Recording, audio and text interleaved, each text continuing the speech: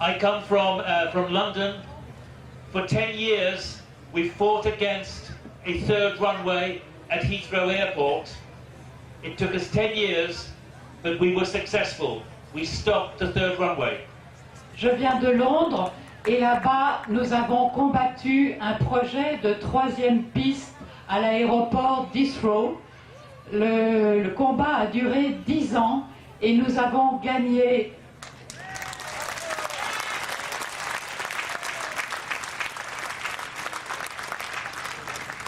And I will give you 3 reasons why I believe you will be successful. Et je vais vous donner 3 raisons pourquoi je crois que vous allez gagner. The first reason is the huge mix, the big variety of people who are here campaigning against the airport. La première raison, c'est le grand rassemblement de tant de mouvements et personnes différentes qui sont là pour combattre ce projet. There are young people, there are old people. Il y a des jeunes, il y a des vieux. There are politicians, there are civil disobedience campaigners in the camps. Il y a des politiques, il y a des gens qui pratiquent la désobéissance civile et ceux qui habitent dans le camp ici. Yeah, get it.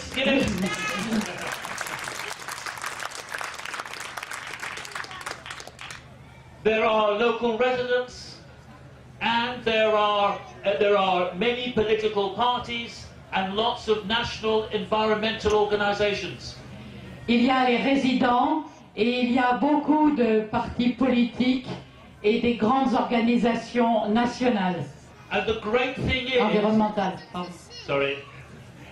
And the great thing is, everybody is working together. Et la très belle chose, c'est que tout le monde travaille ensemble. It frightens the authorities. Ce sont des menaces et des tactiques que nous avons utilisées à Heathrow. We said, if you come to build a third runway, we will sit on that third runway. Ils ont dit aux autorités, si un jour vous construisez cette troisième piste, eh bien on sera là assis devant les bulldozers à l'emplacement de la piste. Now I know it can be frightening. Je sais que ça peut faire peur. When you see police coming down in large numbers to your land, to try and make sure you behave yourselves. Ça fait peur de voir la police venir sur nos terres et de regarder comment on se comporte. But I firmly believe that the police would not be here if the authorities did not see you as a real threat. Et je pense que les policiers ne seraient pas là aujourd'hui si les autorités ne vous considéraient pas comme une vraie menace.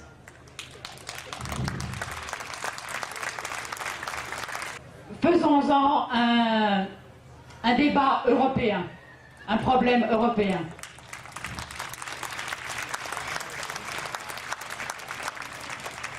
What I would like to do, sometime this year, before your presidential elections, is come down here, not by myself, but with hundreds of other people from other European countries to support you. Ce que j'aimerais faire, c'est à un moment, dans les mois qui vont venir, avant vos élections présidentielles, c'est de revenir ici, mais pas tout seul, avec des centaines de personnes qui viendraient d'autres pays d'Europe pour vous soutenir.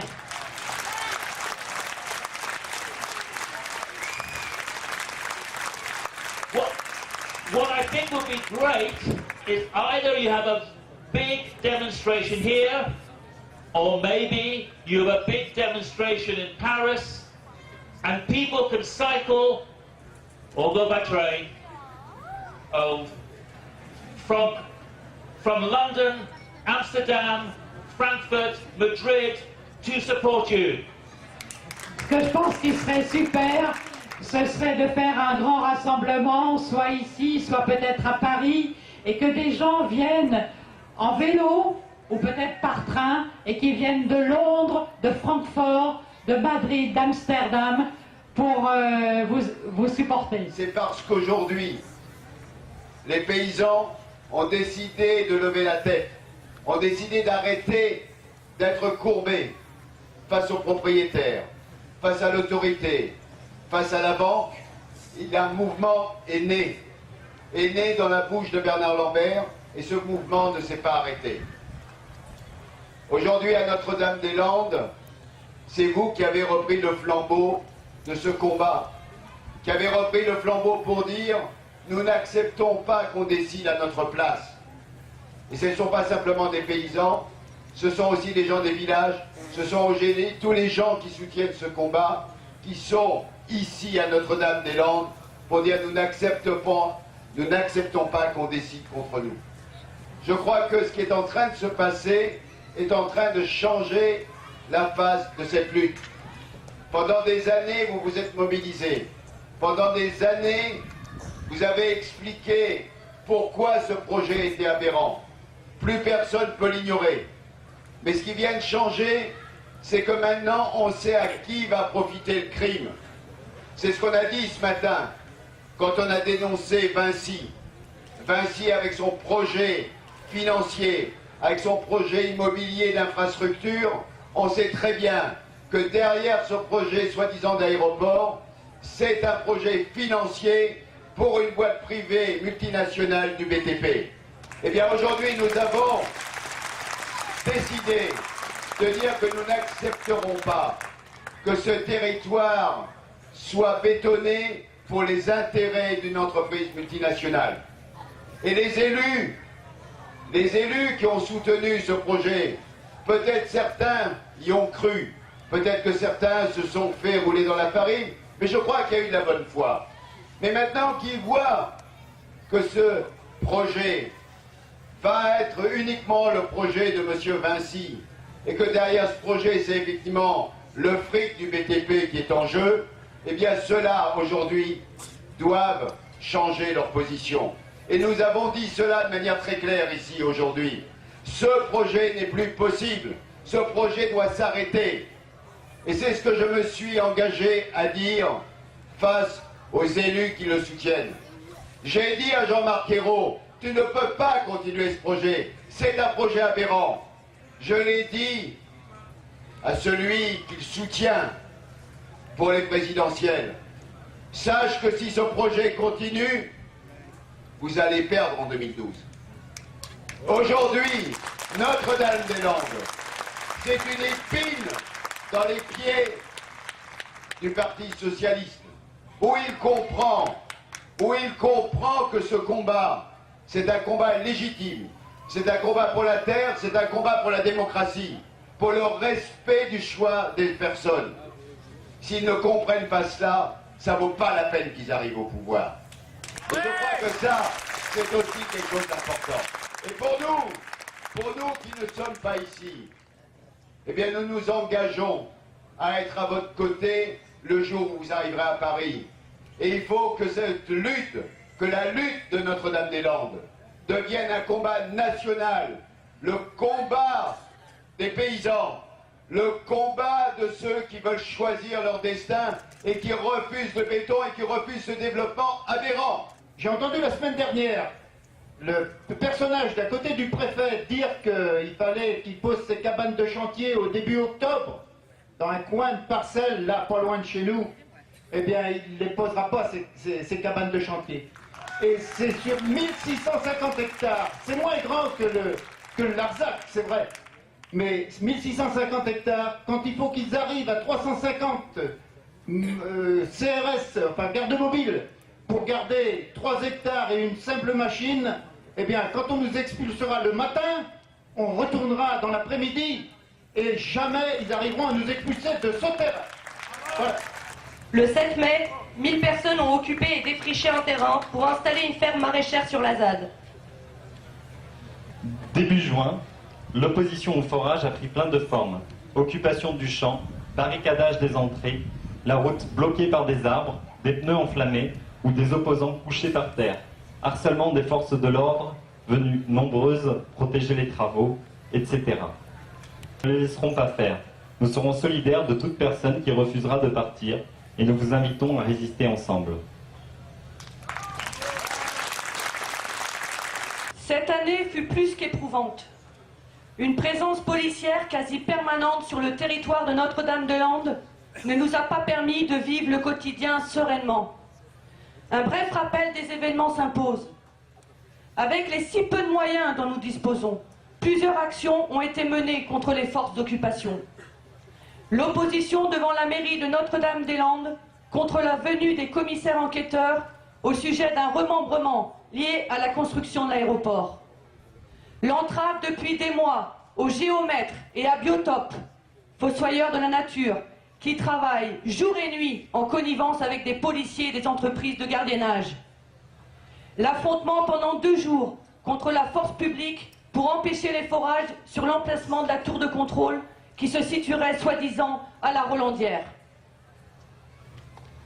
Ces actions ont toutes été réprimées par les promoteurs du projet, le Conseil général, Vinci, Hérault, Fillon, avec l'aide des forces de l'ordre, qui ont déployé un arsenal sans précédent. Militaires, chiens de combat, hélicoptères, huissiers, gardes mobiles, serruriers, tractopelles, gaz lacrymogène, interpellations. Toute cette répression a été accompagnée par des intimidations. Contrôle au faciès systématique, quelquefois avec violence, des personnes circulant en vélo ou se déplaçant à pied. Envoi d'huissiers et de gardes mobiles chez les occupants des habitations vouées à être détruites. Lettre du Conseil général aux locataires des maisons sous bail précaire. Cette répression s'accompagne également de condamnations lourdes contre des personnes pour de faits de résistance, vol de terre, refus d'ADN, entartage. Le soutien apporté par de nombreux compagnons venus de tout horizon nous redonne souvent la force de ne pas douter de la pertinence à s'opposer à ce projet inepte et absurde.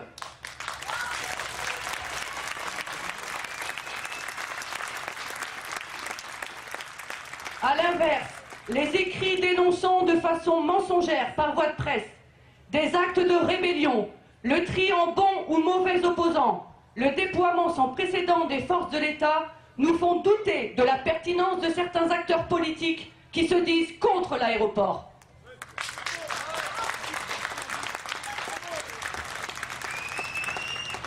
Enfin, n'oublions pas qu'un territoire avec sa population et que ce même territoire vidé de ses habitants est facile à conquérir. Aussi, nous saluons l'installation sur les terres spoliées par l'administration d'une ferme maraîchère, d'une boulangerie. Nous saluons également l'occupation des terrains, des bois et des maisons sur la ZAD, ainsi que le soutien des camarades des communes alentours.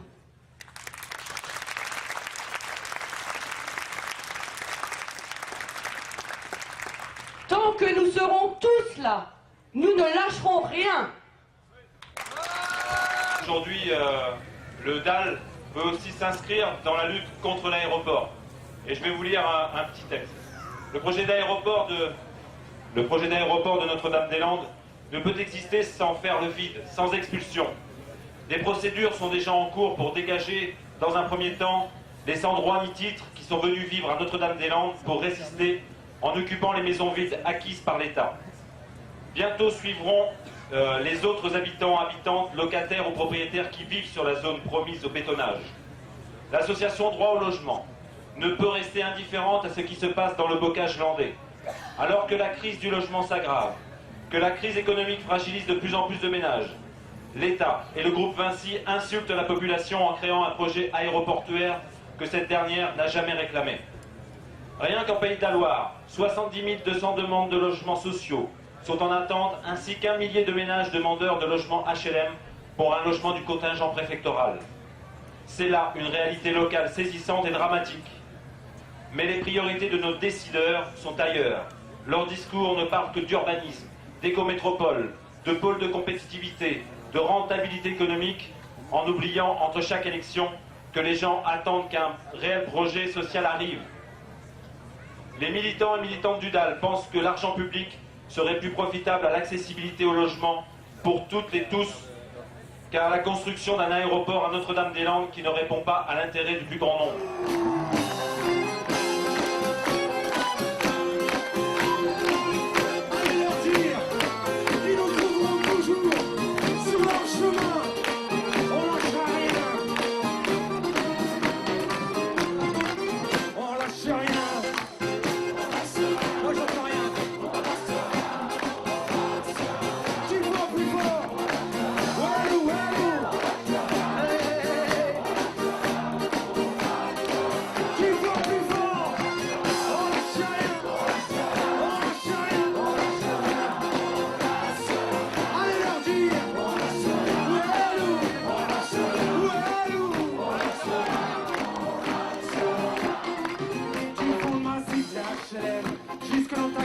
Profonde, notre réalité est la même, et partout la révolte gronde. Dans ce monde on n'avait pas notre place, on n'avait pas la gueule de l'emploi, on n'est pas né dans un palace, on n'avait pas la CBA papa. SDF, chômeurs ouvriers, paysans ou immigrés sans papier, ils ont voulu nous diviser, faut dire qu'ils y sont arrivés. Tant que c'était chacun pour sa gueule, leur système pouvait prospérer, mais fallait bien qu'un jour on se réveille, et que les têtes se mettent à tomber. On lâche rien.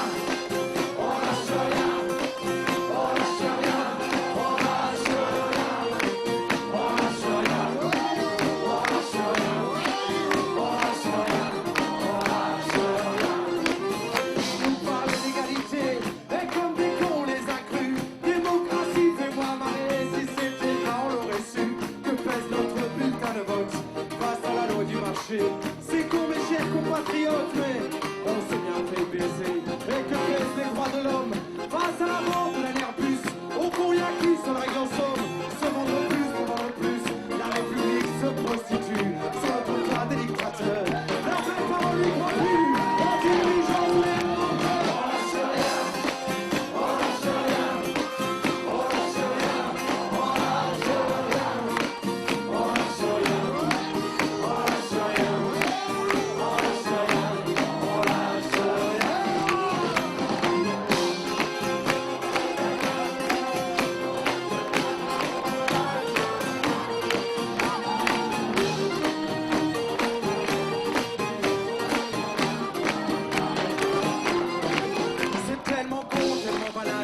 Parler de paix, de fraternité, quand des SDF crèvent sur la dalle et qu'on mène la chasse aux sans-papiers, qu'on jette des miettes aux prolétaires, juste histoire de les calmer, qui s'en prennent pas aux patrons millionnaires, trop précieux pour notre société. C'est fou comme ils sont protégés, tous nos riches et nos puissants. Y a pas à dire, ça peut aider d'être l'ami du président. Chers camarades, chers électeurs, chers citoyens, consommateurs, le réveil a sonné les leurs. Remettre à zéro les compteurs. Tant qu'il y a de la lutte, il y a de l'espoir. Tant qu'il y a de la vie, il y a du combat. Tant qu'on se bat, c'est qu'on est debout. Tant qu'on est debout, on lâchera pas. La race de vague coule dans nos veines. Maintenant tu sais pourquoi on se bat. Notre idéal bien plus carré. Un autre monde, on n'a pas le choix. On lâche rien. On lâche rien. On lâche rien. On lâche rien. On lâche rien. On lâche rien. On lâche rien. On lâche rien. On n'entend rien.